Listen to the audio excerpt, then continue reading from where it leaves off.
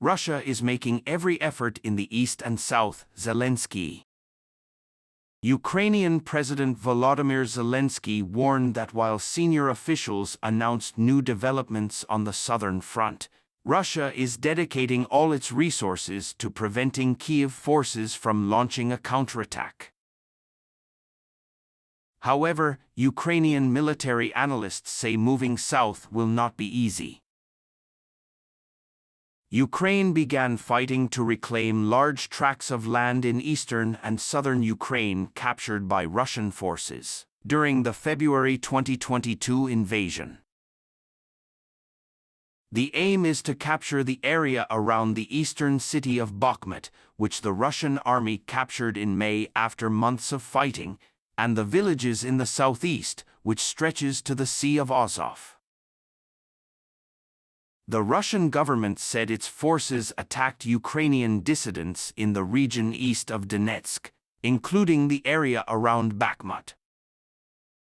We should all understand as clearly as possible that the Russian forces in our southern and eastern regions are doing everything they can to protect our soldiers, Zelensky said in a video speech in the evening after meeting with senior officials. Said Friday. We are grateful for all the progress we have made, for every success in every battle. Reuters was unable to verify the report. It said its army was systematically pushing the enemy out of their positions. He wrote it down. The situation is very difficult to advance south to Berdyansk, military analyst Serhiy Hrabsky told Ukrainian NV radio, referring to the port in the Sea of Azov. The Ukrainian army wants to cut a land bridge built with the Crimean Peninsula, which was annexed by Russian forces. They are advancing towards the village of Robotyne. The enemy is attacking and is preventing us from going south. Russian troops attacked 16 Ukrainian resistance in the east, including the long campaign of Kryshchivka village near the city, at the southern end of Malinka and Bakhmut. Earlier this week, Zelensky failed to secure Ukraine's hopes of joining the military alliance at the NATO summit in Vilnius. Instead, Ukraine confirmed that it could join the alliance after the end of the war with Russia, which began in February 2022. G7 security commitments should be expanded to support Ukraine's long-term financial and military assistance, including the modernization of the army and forces.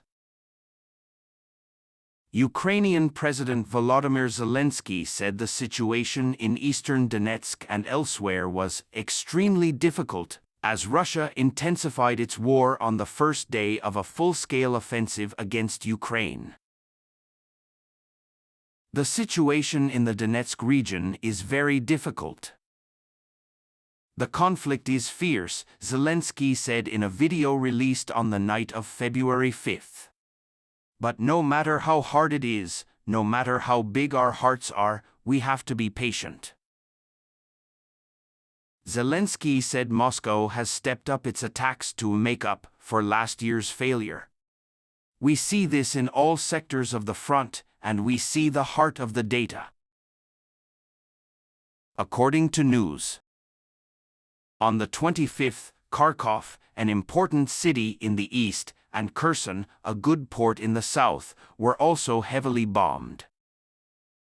The Ukrainian police said that Russian rockets hit several buildings in Kherson, while Kharkiv Regional Governor Oleg Sykobov said that at least 5 people were injured when a rocket hit a building in the center of the city.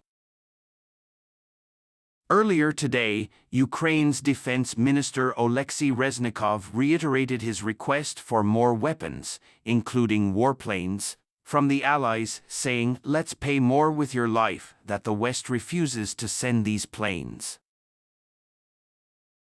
Reznikov said at a conference in Kyiv on February 5, "I am confident that we will win this war. I am confident that we will free all the occupied territories. But without Western Airlines equipment, we're going to pay for more. Live. Western leaders have said that it would be impossible to send these planes to Ukraine, given the time it takes to train pilots and guards, and the fear of incompatibility. Due to the same fear that escalates tensions, various weapons are aimed at the target in Russia. Always tell our partners that we should not use the weapons of Russia's foreign partners to disarm the occupation of our lands, but only against their forces in the temporary territory of Ukraine. Russia may launch a new offensive later this month as the war commemorates the anniversary of the attack on February 24, 2022, but Ukraine is ready to defend against a massive military force. In its regular update on February 5, the Ukrainian military reported that 131,290 Russian soldiers have died in Ukraine since Russia invaded Ukraine last year. Ukrainian officials said 700 Russian soldiers were killed in the past day. Overall, higher than Western estimates. The update also says that Russia has lost 3,220 heavy vehicles, 6,405 armored vehicles, and 2,226 artillery systems since the start of the war. Extracted from USA. Like other Western officials, the New York Times reported earlier this month that Russian military casualties in Ukraine amounted to close to 200,000. According to Yevgeny Prigozhin, head of the Russian Wagner mercenary organization, on February 5, heavy fighting took place in the Ukrainian city of Bakhmut in the eastern region of Donetsk. Prigozhin said by phone, "There is fighting in every street, every house, every staircase in the north of Bakhmut," adding that the Ukrainian army has not retreated. "The Ukrainian soldiers fought to the end," said.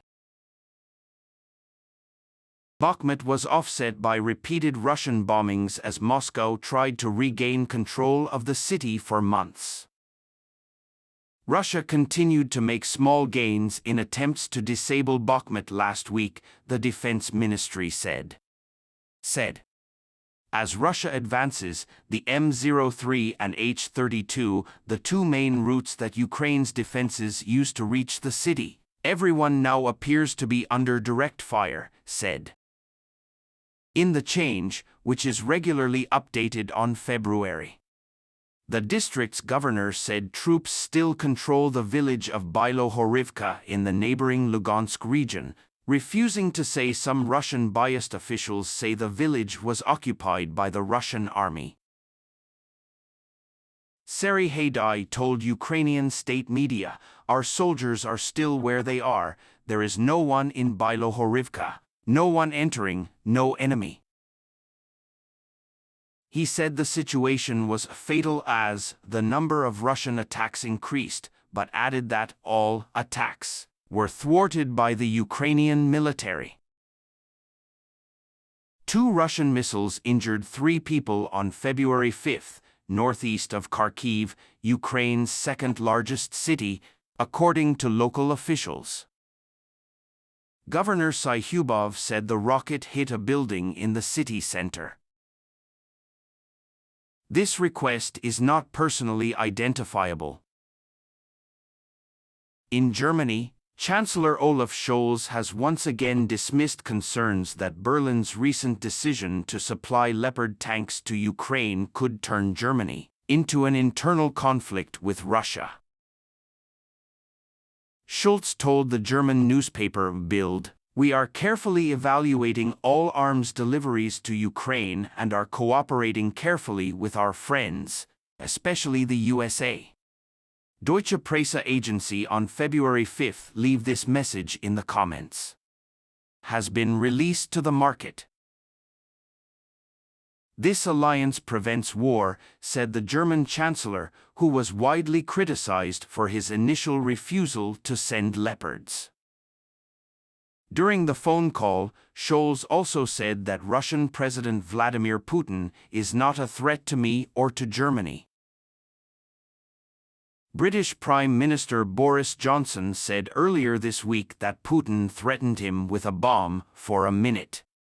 The Kremlin said Johnson lied. Scholz said his conversation with Putin made it clear that they have very different views on the war in Ukraine. I made it clear to Putin that Russia is entirely responsible for this war, Scholz said.